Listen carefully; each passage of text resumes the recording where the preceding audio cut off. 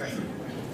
Ya, saya senang sekali diundang di sini untuk beri sumbangan kepada pada seminar hari ini.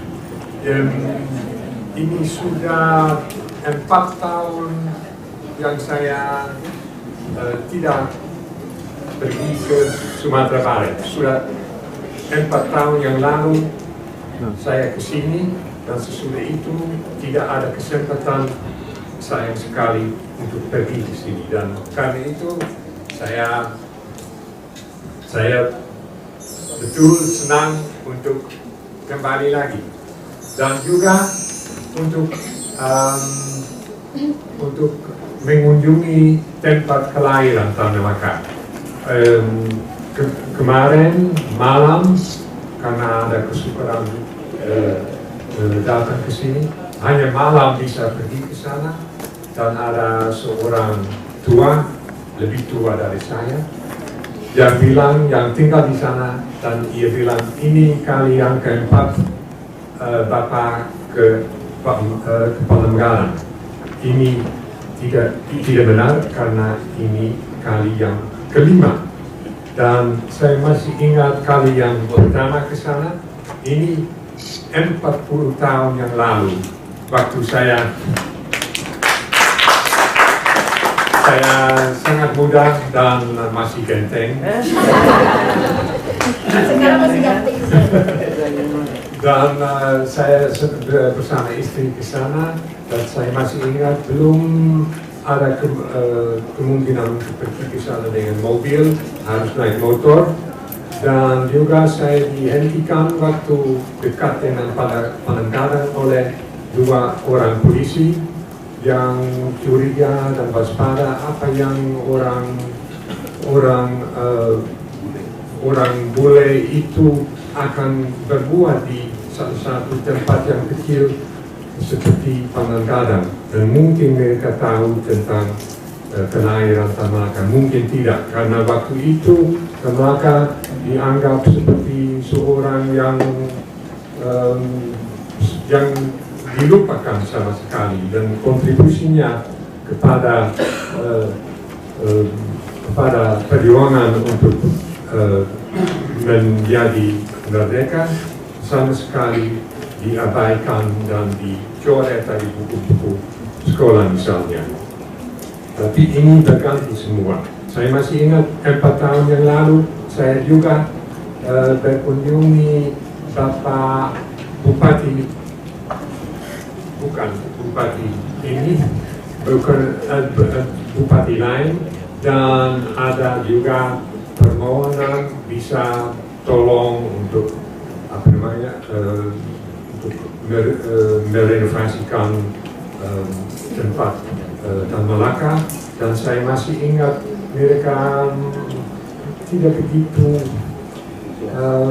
entusias, mereka masih takut, saya kira, dan waspada apakah siapa Tanah Malaka itu. Dia seorang dengan latar belakang yang banyak, dan mungkin ia juga dulu seorang komunis, tapi apa artinya komunis Tanah Malaka? Dan karena itu tidak ada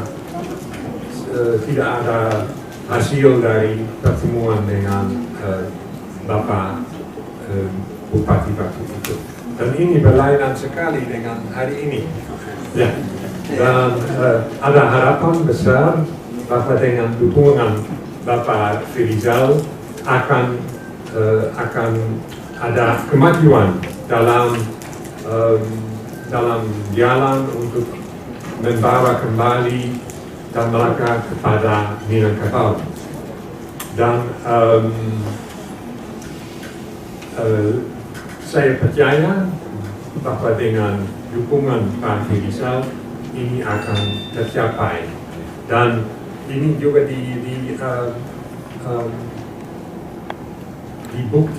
dibuktikan dengan kehadiran di sini. Dan ia bilang ia naik mobilnya jam 6 untuk pergi ke sini, dan ini tanda keentusiasmen yang cukup jelas, sangat jelas. Nah, begitulah.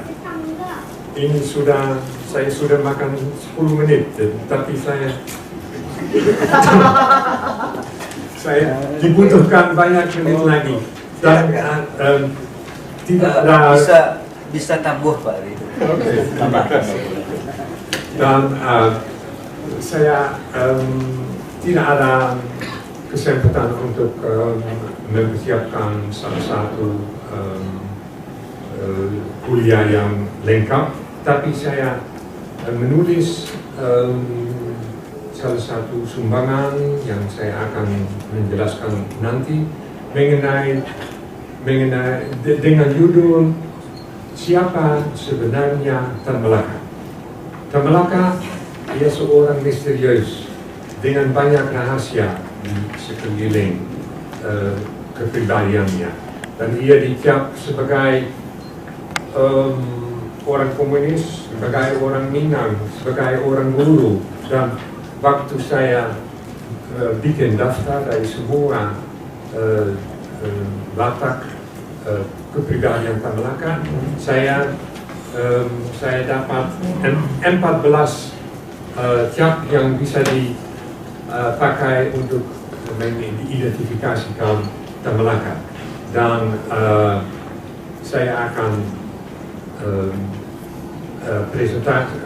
beri presentasi dengan 14 latar itu, dan nanti Anda bisa pilih apakah benar siapa sebenarnya Tan Malaka. Nah, saya coba, ada 14, dibutuhkan sedikit kesabaran. Ya. Oke. Yang pertama, ya ini benar sekali, Tan Malaka seorang Minangkabau, dan tidak pernah ia melawan latar belakang Minangkabau itu. Memang ia dilahirkan di tempat waktu itu yang dianggap sebagai pusat Minangkabau, tanah datar yang di mana Tan Malaka dilahirkan, dan adat dan Islam di sana dalam kombinasi yang unik dipertahankan dan dipertinggikan.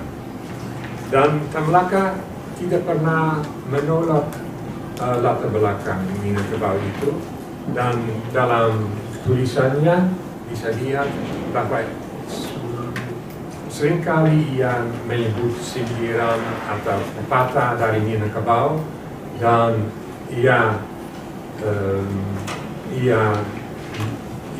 dilihatkan bahwa ia masih tertarik kepada warisan Minangkabau itu. Misalnya juga dalam buku-bukunya ia membandingkan Minangkabau dengan Jawa dan pemikiran yang merajalela di Minangkabau dan Jawa itu. Dan misalnya dalam buku Madiloch yang terkenal itu, ada bab yang terakhir yang menulis negara Indonesia yang ideal, yang terbaik. Dan di sana ia menyebut dari sudut sejarah, dulu yang paling penting ialah Maluku, dan sekarang ini Jawa, tapi di kemudian hari yang terpenting dalam Republik Indonesia yang baru ialah Minangkabau, dan pusat Republik Indonesia itu akan ditempatkan di Bonjol, tempat yang bersejarah juga. Dan ini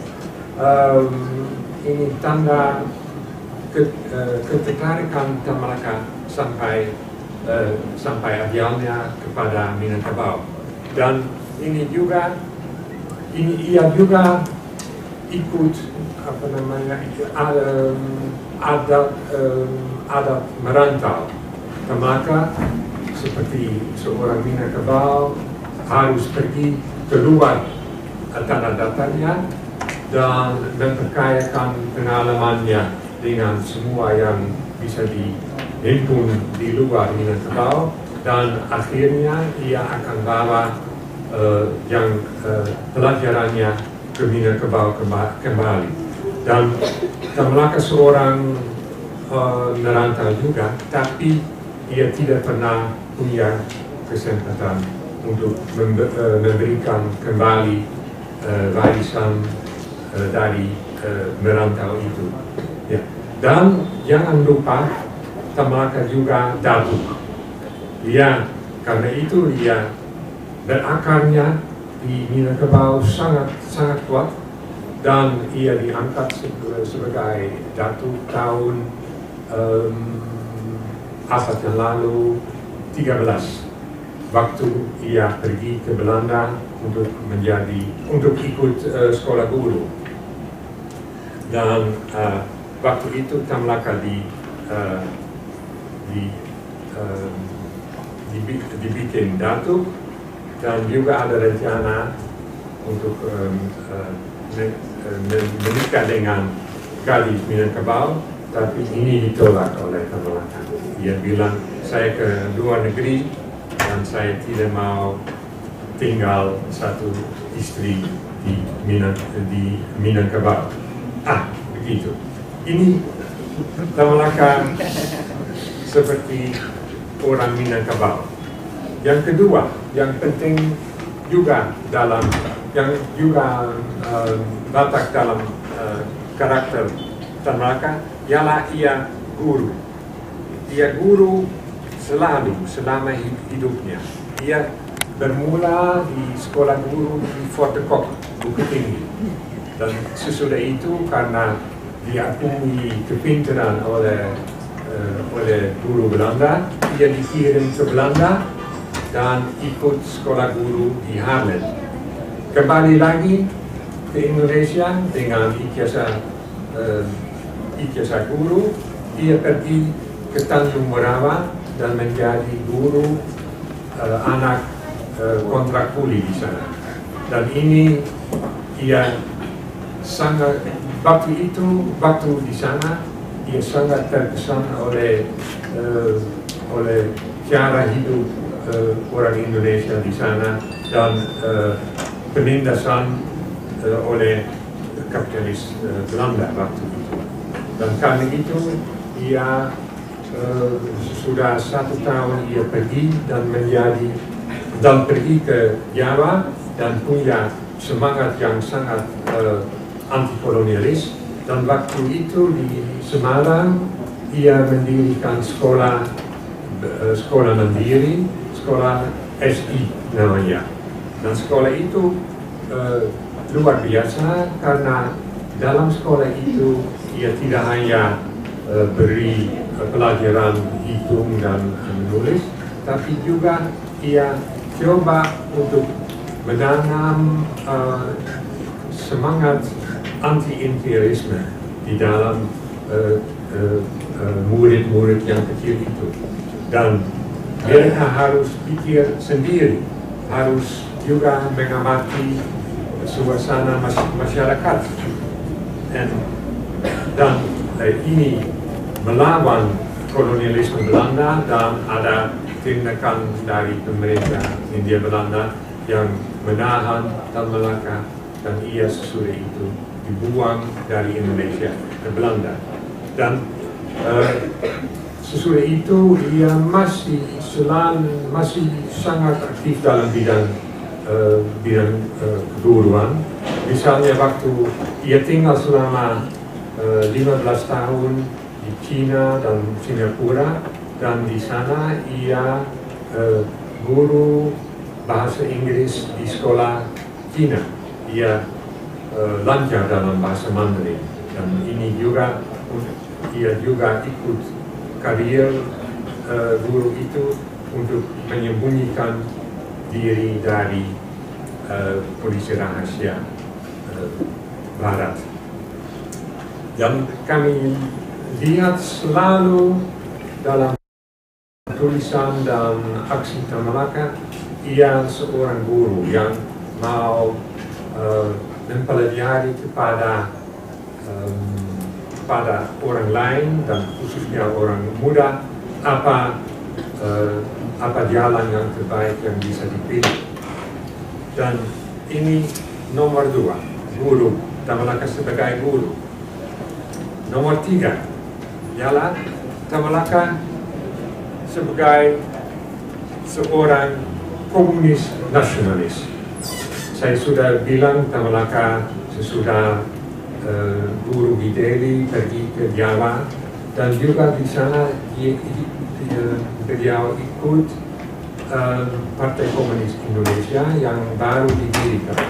Dan ini jangan curiga, ini Partai Komunis yang sangat berbeda dengan Partai Komunis musuh atau AID. Waktu itu tahun permulaan 20 tidak ada partai nasionalis. Partai nasionalis hanya didirikan tahun 27 oleh Soekarno, dan sebelumnya tidak ada partai nasionalis yang bilang Indonesia sebagai negara kesatuan harus didirikan. Ini tidak terjadi. Hanya ada PKI yang atas dasar nasionalisme Indonesia beraksi. Dan aksi itu, dan karena itu PKI bisa disebut partai nasionalis yang pertama. Dan misalnya ada banyak penganut yang bukan orang komunis sejati, tapi mereka misalnya ulama atau Haji Misbah, ini seorang yang terkenal yang taat kepada Islam, tapi juga seorang taat kepada pelajaran komunis seperti dikemukakan oleh Karl Marx itu. Dan partai komunis waktu itu dekat dengan masyarakat Islam Cokroaminoto. Dan ini nomor 3. Nomor 4 ialah Tamalaka sebagai komunis yang taat kepada Moskow dan Stalin. Ini terjadi waktu Tamalaka dibuang dari Indonesia tahun 22, dan ia pergi ke Belanda, dicalonkan untuk parlemen tapi tidak dipilih. Dan sesudah itu Tamalaka pergi ke Moskow untuk dididikan, untuk pendidikan, dan juga untuk ikut kongres Komintern. Komintern ini internasional komunis, gabungan semua partai komunis di dunia. Dan partai komunis itu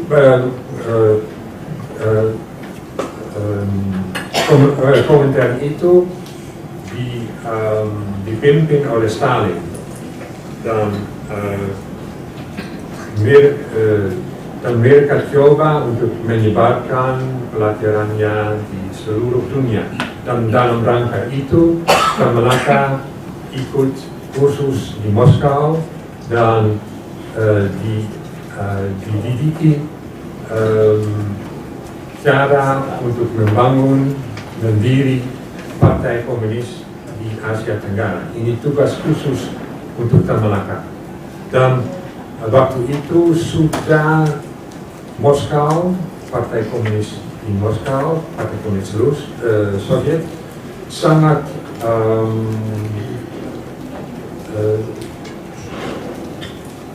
ekstrem dalam posisi terhadap penganutnya. Ini Stalin yang merajalela dan tidak bisa dibantah oleh siapa yang ikut komunisme. Tapi Tamalaka waktu itu, waktu kongres Komintern itu, ia satu-satunya yang melawan politik Stalin itu. Dan ia bilang waktu itu, ia bilang Islam dan partai Islam bisa menjadi kodrat yang mendukung perjuangan melawan imperialisme. Dan waktu itu ini bukan pengakuan Komintern dan Stalin.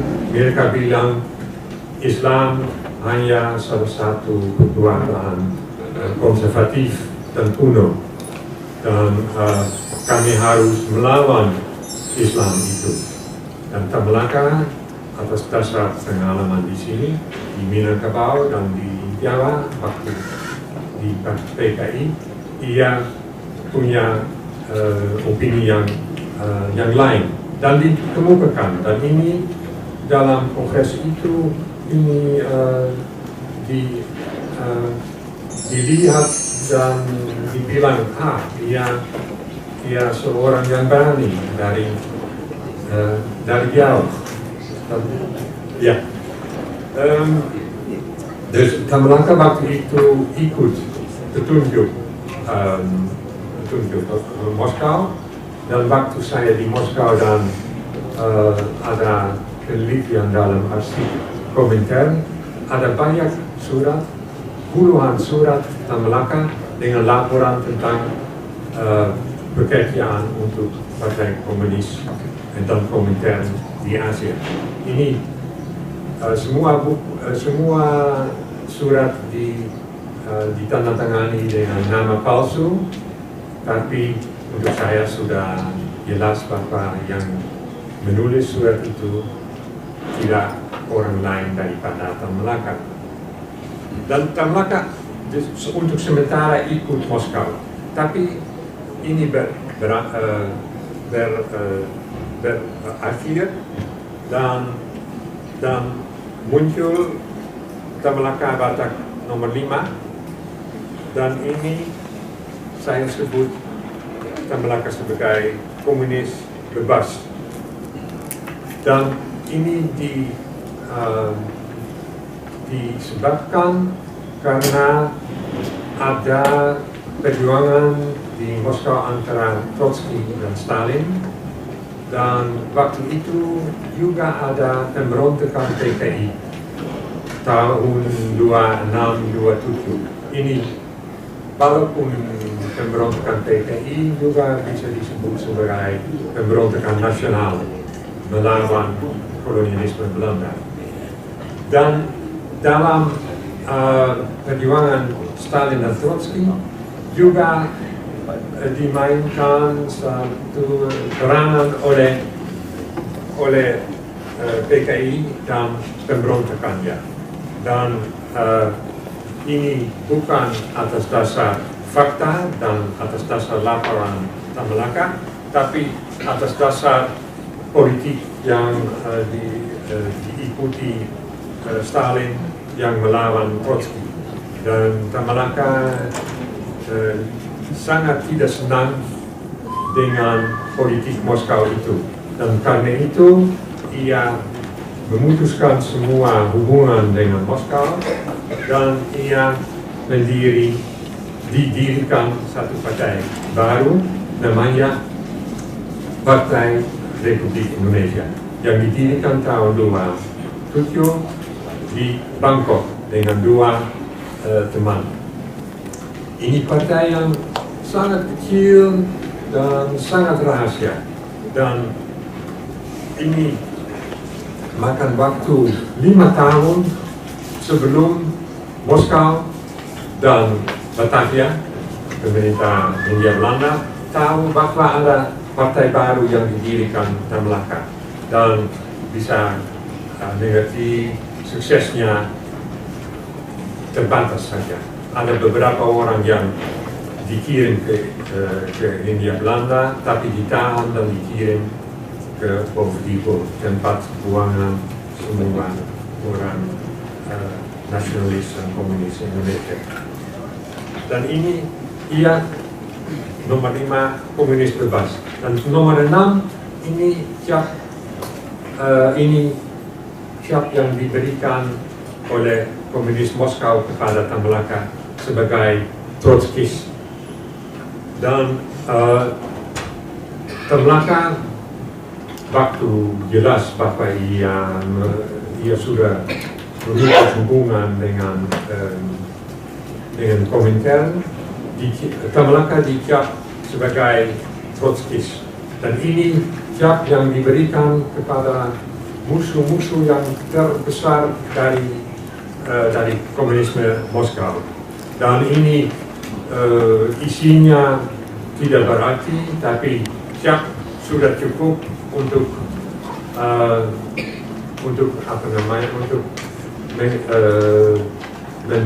menjatuh hukuman mati kepada orang yang dicap sebagai Trotskis.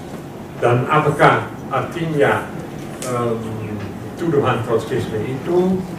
Ya, tidak begitu jelas, dan Tan Malaka tidak mengerti persis apa yang isinya Trotskisme. Dan juga Alimin yang menulis brosur tahun 47 mengenai Trotskisme, ia juga tidak mengerti apa isinya inti dari Trotskisme. Yang ini nomor 6, nomor 7, ini tuduhan yang juga ditujukan kepada Tan Malaka sebagai mata-mata Jepang. Dan ini ditulis oleh seorang ahli sejarah Amerika, Kevin namanya, dan ia menulis buku yang terkenal mengenai revolusi, dan ia menyebut bahwa beberapa brosur yang diterbitkan oleh Tan Malaka waktu tahun 20-an diterbitkan di Moskow, dan karena itu ia duga bahwa ada hubungan antara Jepang, imperialisme Jepang, dan Tan Malaka. Tapi ini bohong saja, karena Tan Malaka hanya dalam brosur-brosur itu ditak. Buku ini diterbitkan di Tokyo, tapi ini hanya untuk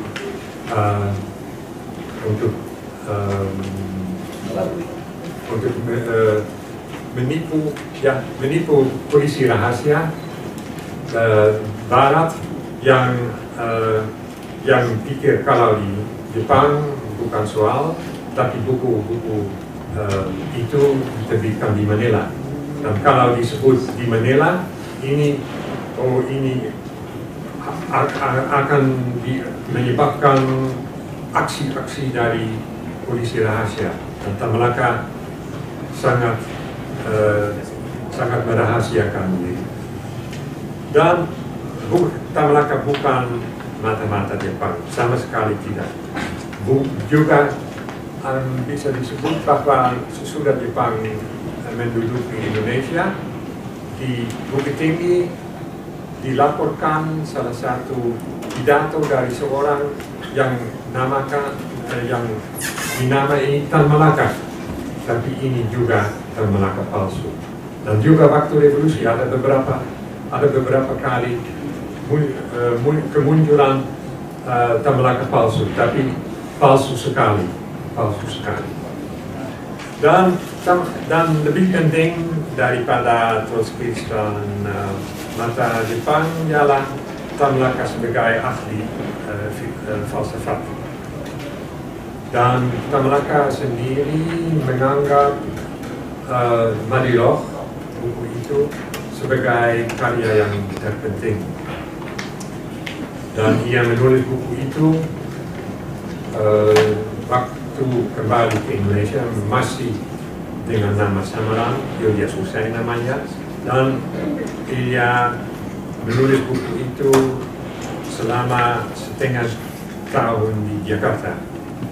Tiap-tiap hari dari alamat indekos, ia berjalan kaki 2,5 jam dari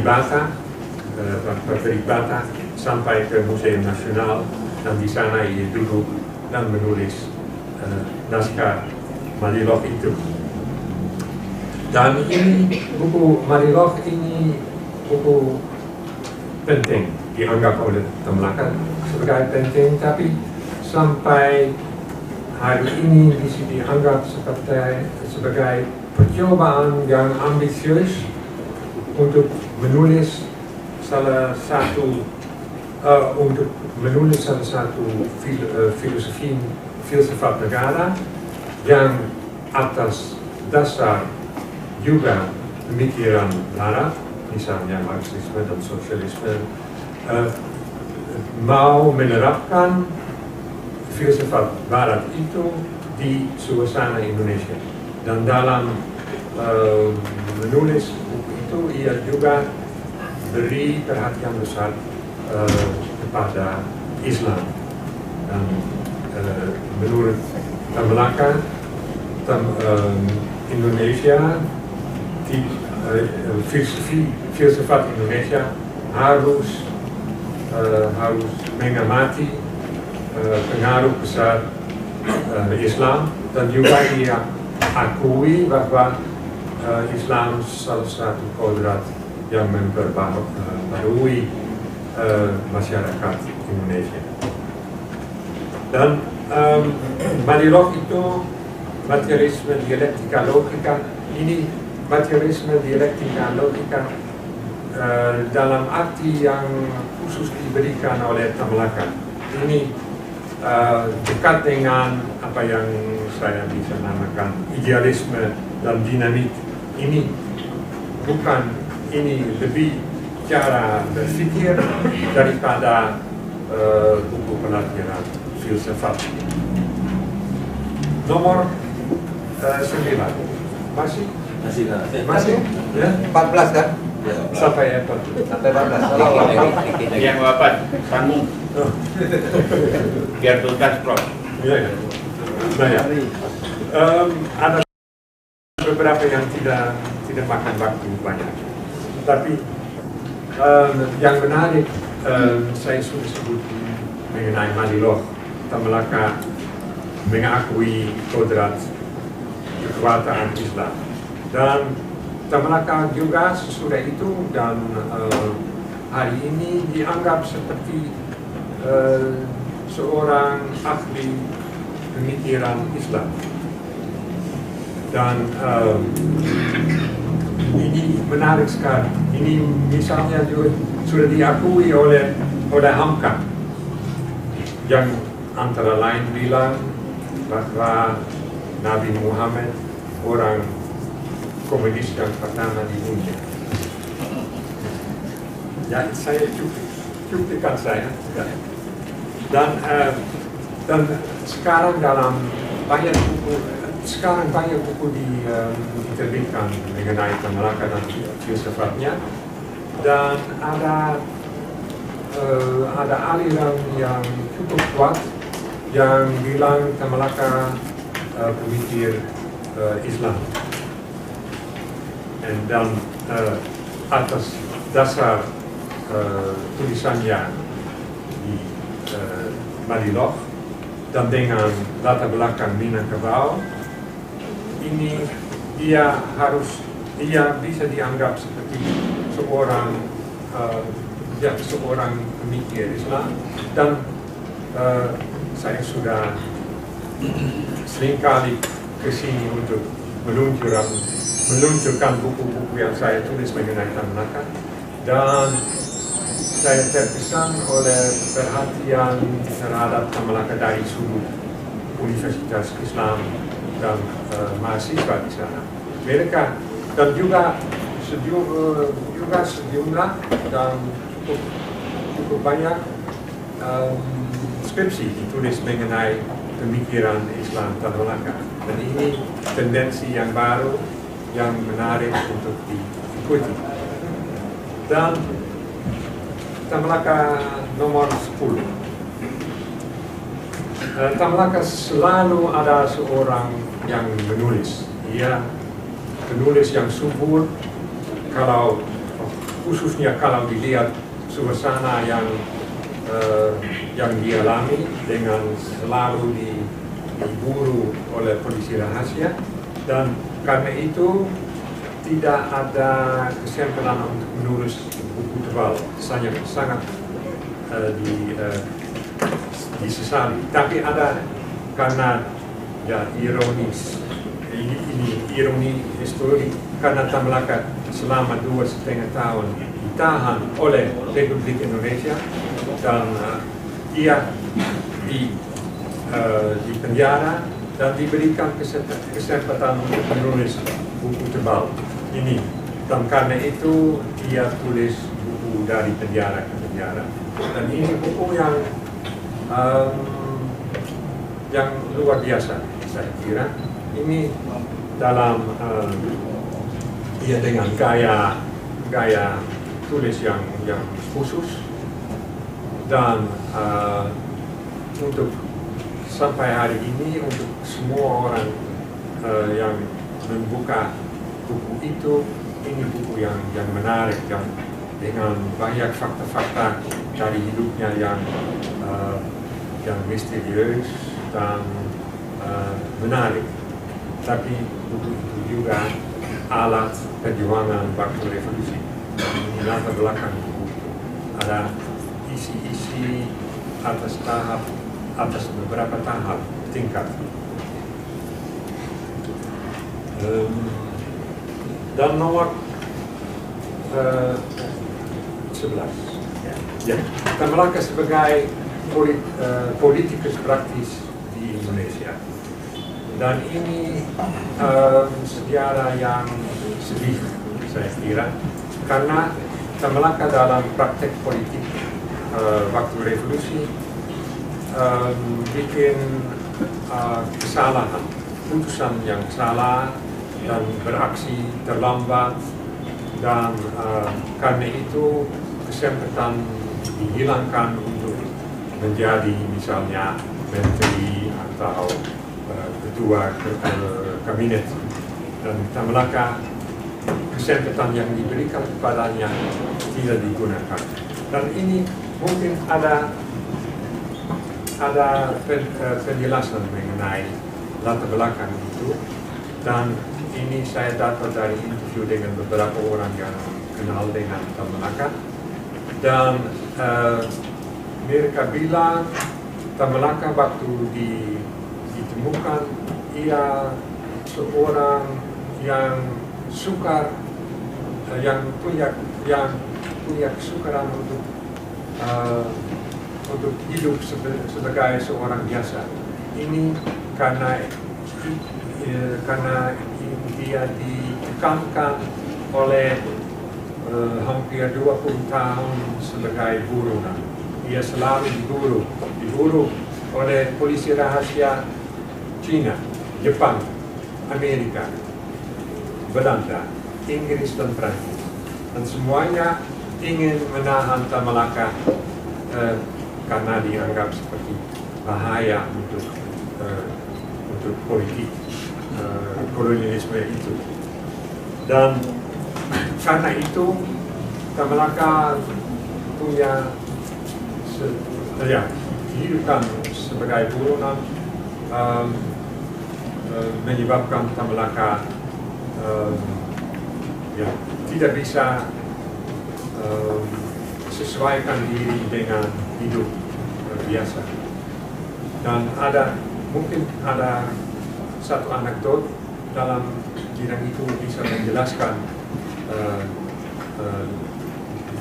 itu. Tan Malaka kalau pergi ke salah satu gedung atau kantor yang belum pernah dikunjungi, ia selalu sebelum duduk, sesudah masuk gedung itu, ia pergi ke belakang dan melihat ada pintu belakang yang bisa digunakan untuk meloloskan diri. Ini selalu, ini kebiasaan yang tidak bisa hilang. Dan juga ia tidak pernah duduk dengan kursi yang ia selalu mau melihat pintu masuk dan melihat siapa yang datang bisa dipercaya. Ya, ini tragis sekali karena ada beberapa orang yang bilang ia tidak bisa sesuaikan diri dengan kehidupan biasa. Nomor nomor 12 ya. Dan karena itu Melaka juga enggan untuk pergi untuk ke muka dan untuk beri pidato, walaupun ia ahli pidato yang sangat baik. Orang bilang yang nomor 1 Soekarno, yang nomor 2 Tan Malaka.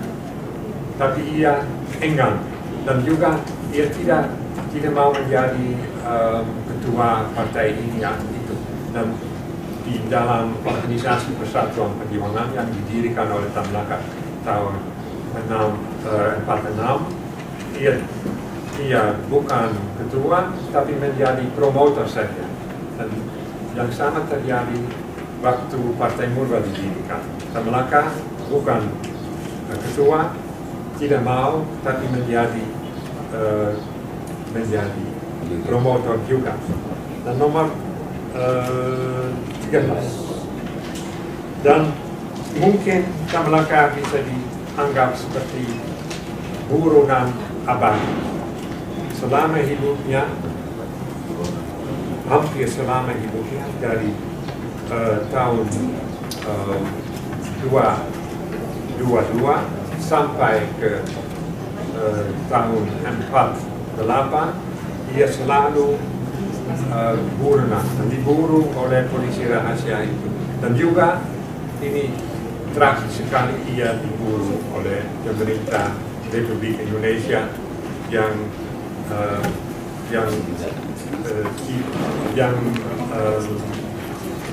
membentuk cita-cita Tan Malaka itu. Dan hanya setengah tahun dari 25 tahun Tan Malaka seorang bebas dan bisa berjalan kemana-mana. Tapi yang 24 setengah tahun ia selalu diburu dan tidak bisa dan harus pakai nama samarannya. Dan terakhir nomor 14 ini menarik juga. Tan Malaka bisa menjadi fiksi. Sudah tahun 30-an diterbitkan buku Pacar Merah yang ditulis oleh Matu Mona. Dan ini buku atas dasar beberapa fakta dari riwayat hidup Tan Malaka. Tan Malaka seorang luar biasa dengan kemampuan luar biasa dan dengan nama Pacar Merah. Dan sekarang ini juga ada beberapa buku novel yang diterbitkan. Ada buku Peter Dantowski, Setan Merah, ini melawan Tan Malaka. Dan ada buku yang baru terbit dari Henry Teja dengan judul Tan. Dan ini perkembangan baru. Dan juga ada, saya tahu ada beberapa rencana untuk membuat film dengan Tan Malaka. Mungkin ada 3-4 rencana untuk membuat film itu, tapi ya selalu ada soal dana untuk membuat film itu. Nah, 14 orang yang dinamakan Tan Malaka. Siapa yang benar? Ya, ini saya kira pilih saja. Dan mungkin Tan Malaka kombinasi semua itu. Ya. Oke, ini terlalu lama. Terima kasih banyak. Baiklah, terima kasih.